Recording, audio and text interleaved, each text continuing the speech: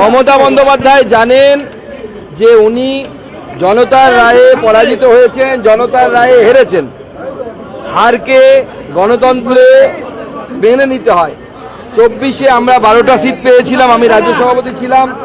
আমি হাত জোর করে মেনে নিয়েছিলাম যে হ্যাঁ ভারতীয় জনতা পার্টিকে জনগণ ভোট কম দিয়েছে, সেজন্য আমরা 12টা সিট জিতেছি।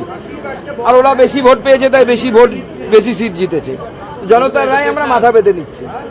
আমার মনে হয় মমতা বন্দ্যোপাধ্যায় এবং তার পার্টির উচিত সেইভাবে জনতার এই রায়কে মেনে নেয়া।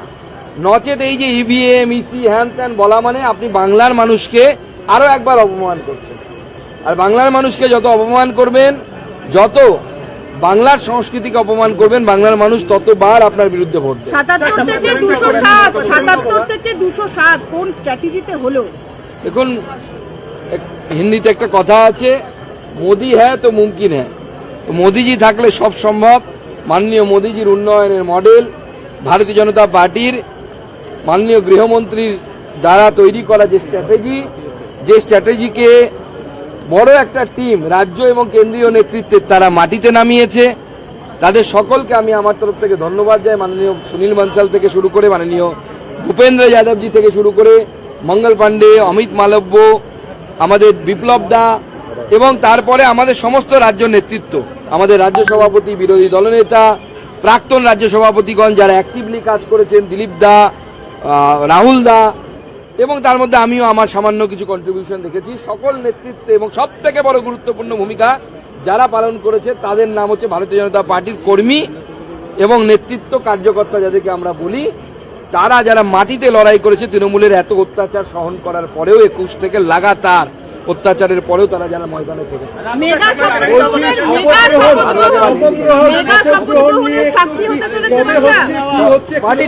পার্টি ঠিক করবে। এখন আমার কাছে প্রধানমন্ত্রী তো বলেছেন যে 9 তারিখে ওটা যদি একটুখানি ভালো করে বলেন। দেখুন, মাননীয় প্রধানমন্ত্রীর ভাষণে তিনি উল্লেখ করেছেন যে মাননীয় প্রধানমন্ত্রী যে বলেছেন 9 তারিখে রবীন্দ্রনাথ ঠাকুরের 25শে বৈশাখ জন্মদিন, সেই জন্মদিন উপলক্ষে শপথ গ্রহণ হবে।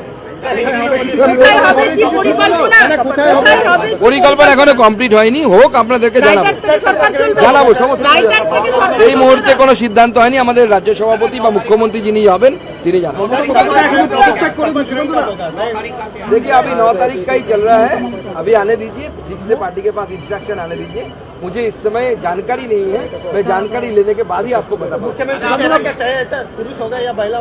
ये तो पार्टी की पद्धति होती है, उस तरीके से मुख्यमंत्री का नाम तय होता है भारतीय जनता पार्टी के, उस पद्धति के अनुसार तय होगा।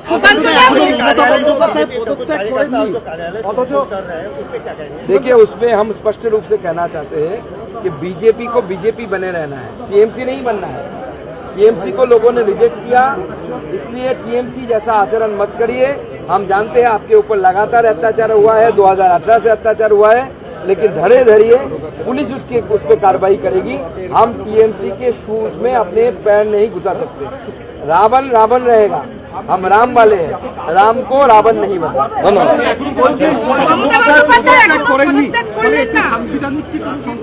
এবং এর আগে কখনো দেখা যায়নি যে হেরে যাওয়ার পরেও কোন দলের মুখ্যমন্ত্রী তিনি ক্ষমতা ধরে রয়েছেন।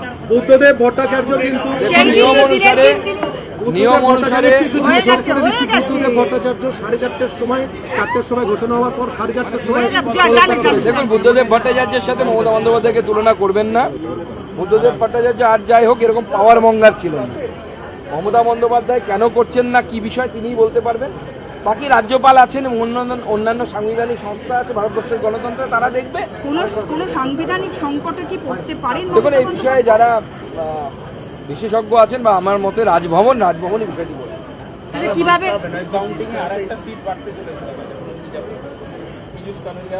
হয়ে গেছে দেখুন, অভিনন্দন, 207 হয়ে গেল। গতবার আমরা বলেছিলাম, মাননীয় গৃহমন্ত্রীজি বলেছিলেন এইবার 200 পার হয়নি, অনেক কিছু শুনতে হয়েছিল।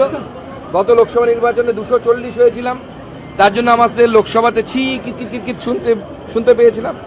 এবার ছি কিটকে তার ছেলে সহ ভিতরে ঢুকিয়ে দিয়েছে মানুষ, বাংলার মানুষ।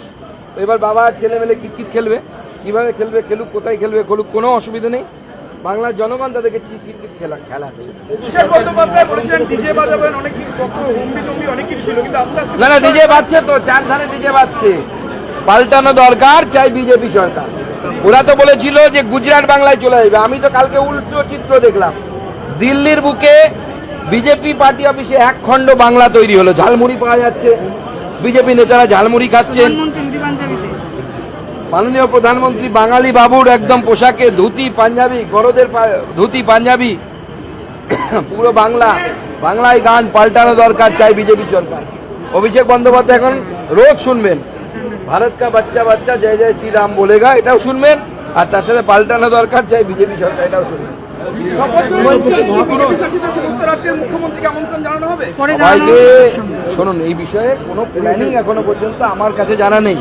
মাননীয় রাজ্য সভাপতি এই বিষয়ে আপনাদেরকে সঠিকভাবে পথ দেখাতে পারবেন বলে আমরা আমার জানি আপনি সত্যি আরেকটা জিনিস জিজ্ঞেস করে যে শপথ গ্রহণ অনুষ্ঠানে মমতা বন্দ্যোপাধ্যায়কে আমন্ত্রণ জানাবেন? বিদায়ী মুখ্যমন্ত্রী হিসেবে তো তিনি প্রোটোকল অনুসারে আমন্ত্রণ পাবেন, রাজভবন থেকেও আমন্ত্রণ পাবেন। আমরাও চাইবো উনি আসুন, কেন বিশেষ আসবেন? কোনো উপহার দেবেন আসলে? হ্যাঁ? বিশেষ কোনো উপহার দেবেন আসলে? দেখুন, আমার কাছে যে উপহার ওনার জন্য আছে সেটা দিতে পারবো না, কারণ ওনার মনটা খারাপ হয়ে যাবে।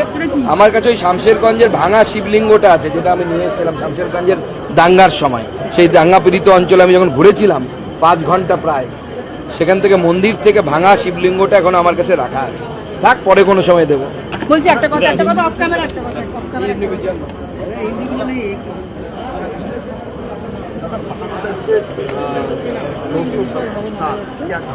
देखिए, आदरणीय प्रधानमंत्री जी के नेतृत्व में ये मतलब बहुत ही विराट जीत भारतीय जनता पार्टी की सरकार, भारतीय जनता पार्टी को मिला है। इसके लिए हमारे कार्यकर्ता ने बहुत अपने आप को खपाया। आदरणीय प्रधानमंत्री जी ने बहुत परिश्रम किया।